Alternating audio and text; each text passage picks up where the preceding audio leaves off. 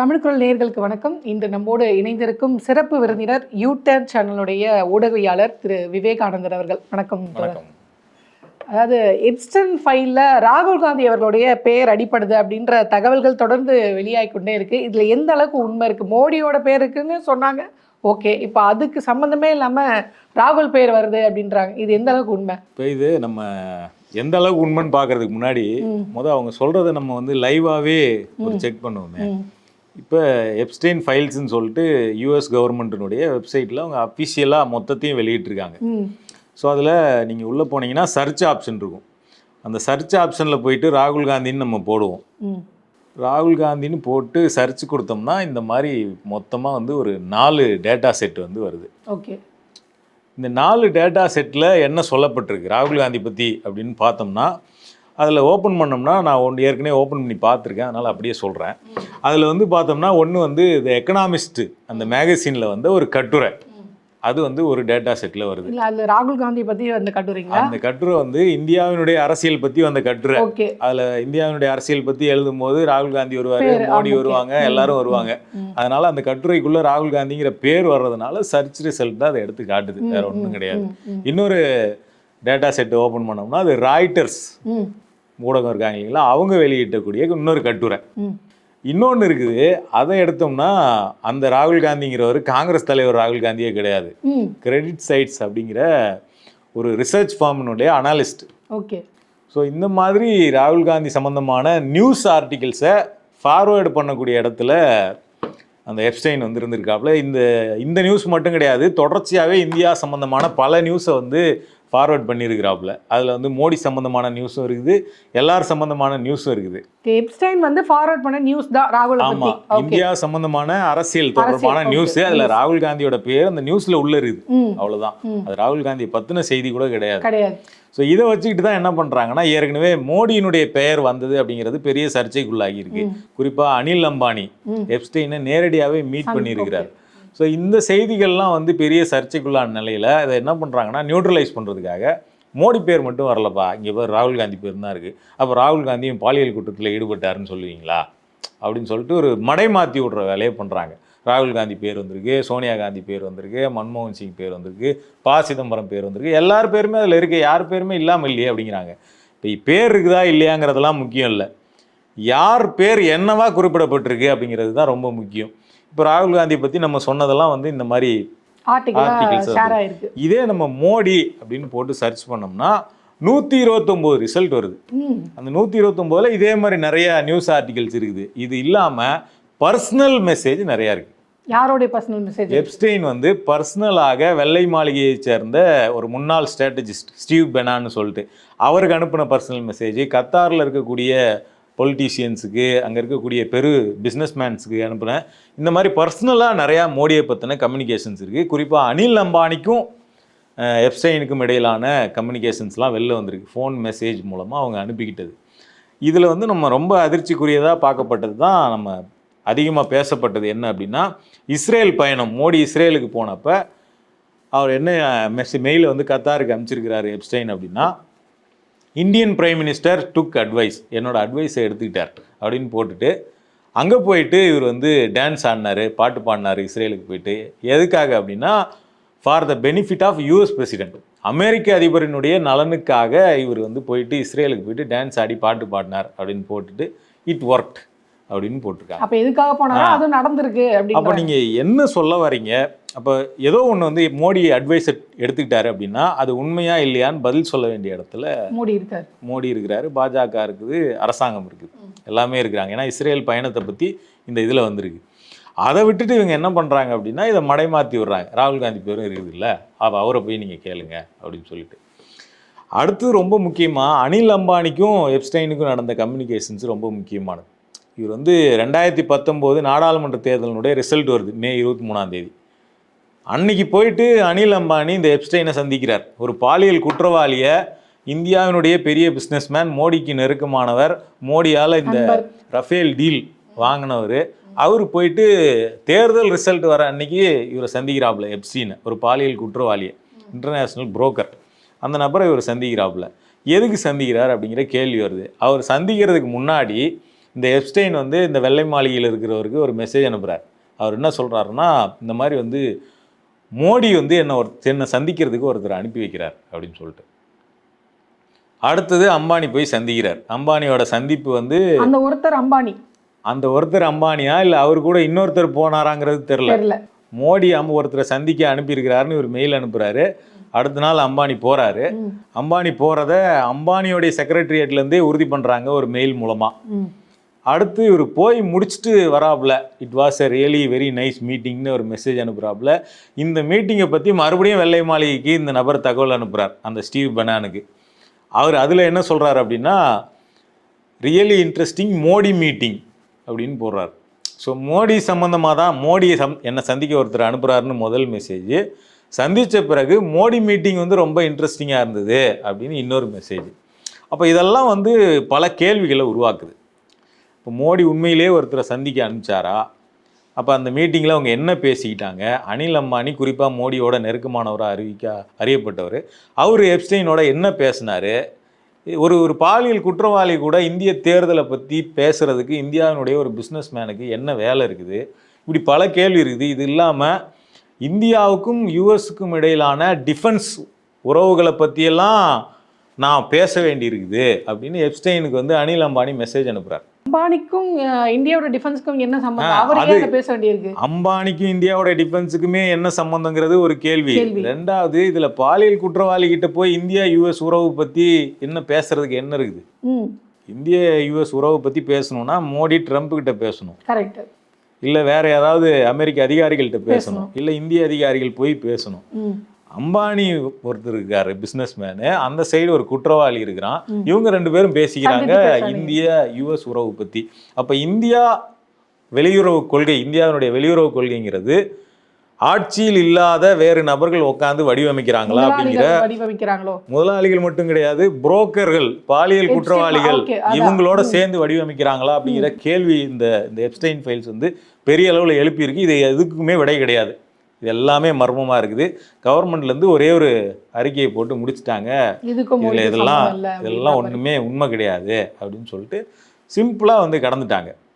ஆனால் அந்த நபர் தொடர்ச்சியாக வந்து அந்த ஸ்டீவ் பெனான்கிற அந்த ட்ரம்ப்பினுடைய முன்னாள் ஸ்ட்ராட்டஜிஸ்ட், அந்த நபருக்கு என்ன பண்ணுறாருன்னா, நீங்கள் வந்து மோடியை மீட் பண்ணணும் அப்படின்னு சொல்கிறாப்புல. மோடியை வந்து மீட் பண்ணணும், ஐ கேன் செட், அந்த மீட்டிங்கை நான் செட் பண்ண முடியும் அப்படிங்கிறாப்புல.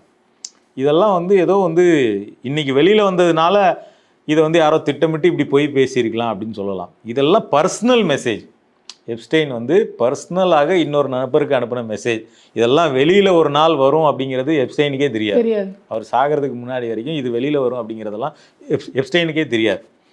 அப்படி இருக்கும்போது மோடியோட நீங்கள் சந்திக்கிறத என்னால் செட் பண்ண முடியும் அப்படின்னா, அப்போ ஒன்று மோடிக்கு நெருக்கமானவரோடு எப்ஸ்டெயினுக்கு நெருக்கமான உறவு இருந்திருக்க வேண்டும், இல்லை மோடிக்கே இருந்திருக்க வேண்டும், நேரடியாகவே தொடர்பு இருந்திருக்கலாம். ஸோ ஆனால் இது எதையுமே நம்மளால் உறுதிப்படுத்த முடியாது.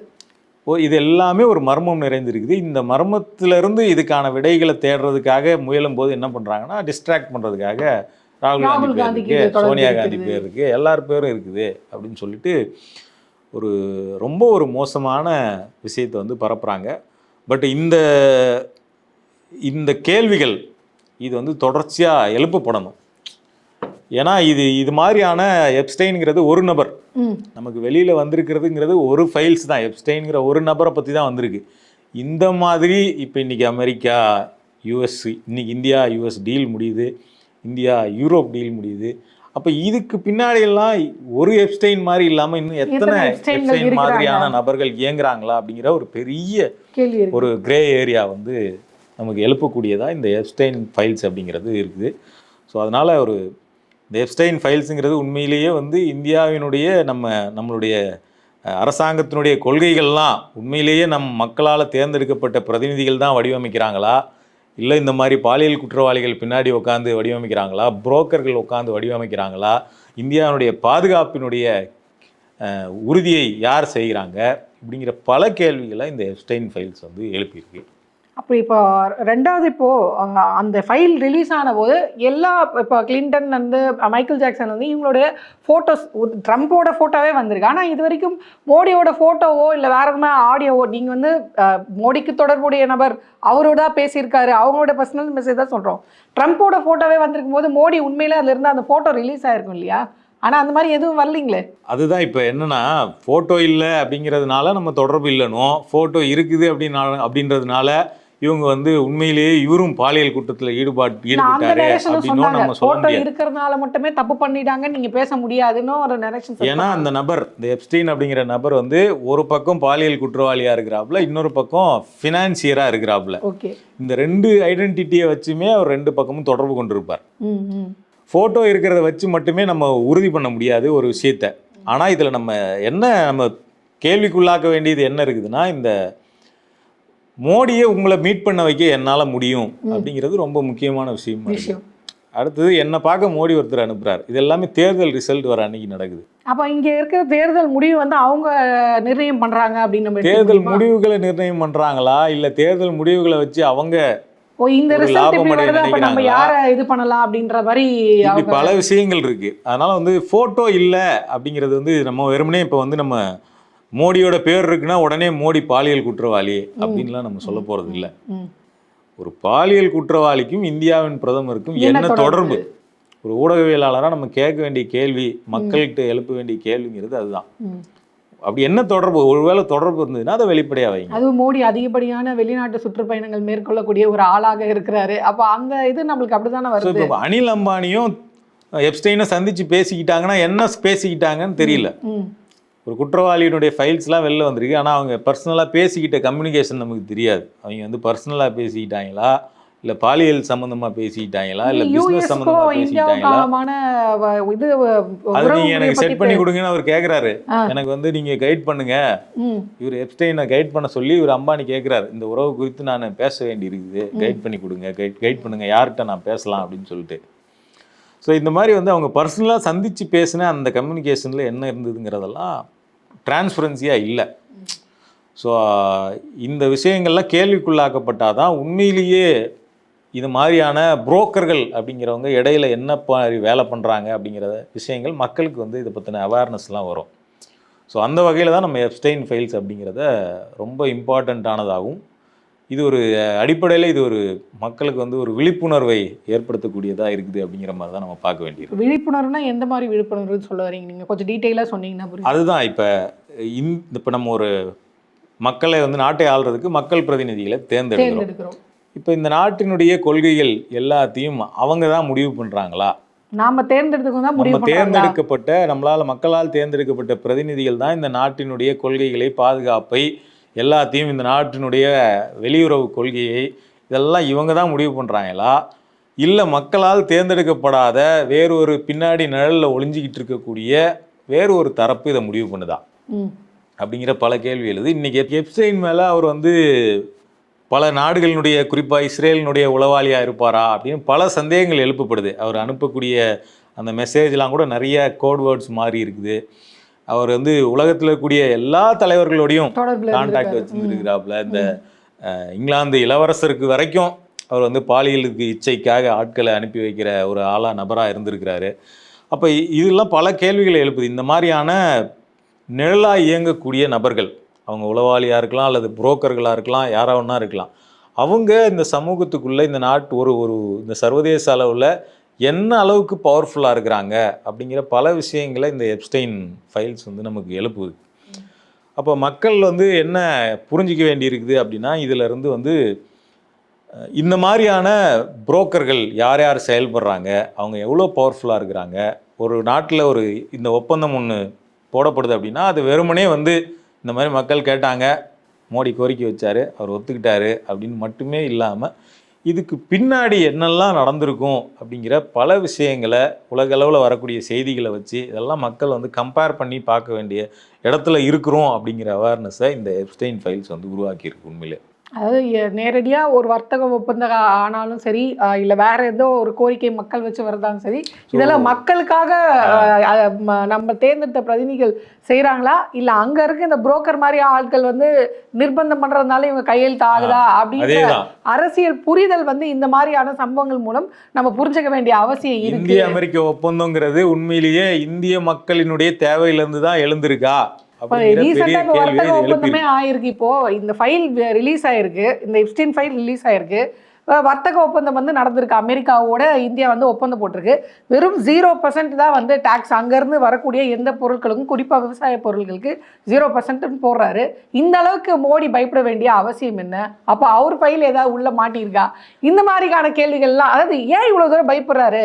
இதுக்கு முன்னாடி ஆப்ரேஷன் சிந்தூரை வந்து நான் சொல்லி தான் மோடி ஆஃப் பண்ணாரு, நான் சொன்னோடனே அதை ஃப்ரீஸ் பண்ணிட்டாரு அப்படின்னு ட்ரம்ப் சொல்லும்போது கூட, எதிர்கட்சி தலைவர்கள் கேட்கும்போது கூட மோடி வாயை திறக்கல. எந்த இடத்துலையுமே மோடி வந்து எதிர்த்து கேள்வி கேட்டதில்லை, ஒரு ஸ்டேட்மெண்ட் கூட கொடுத்ததில்லை. அப்போ இந்த அளவுக்கு மோடி பயப்படுறாருன்னும் போது தான் நமக்கு இந்த மாதிரியான கேள்விகள் வருது.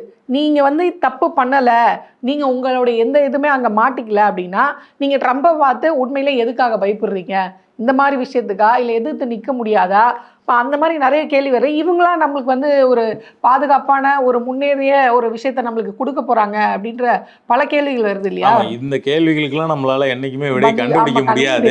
பட் இதுல இருந்து நம்ம புரிந்து கொள்ள வேண்டியதுங்கிறது ஒரு அவேர்னஸ் நம்ம எடுத்துக்க வேண்டிய தேவை. இந்த நேரத்தில் இது வெளியாக வேண்டிய அவசியம் என்ன? கரெக்டாக அவர் சரண்டர் ஆகிறாரு, சரண்டர் ஆனோடனே அவரே சூசைட் பண்ணிக்கிட்டதாக தான் சொல்லப்படுது. ஏன் அது அதோடைய பின்னாடி என்னன்னு தெரியல.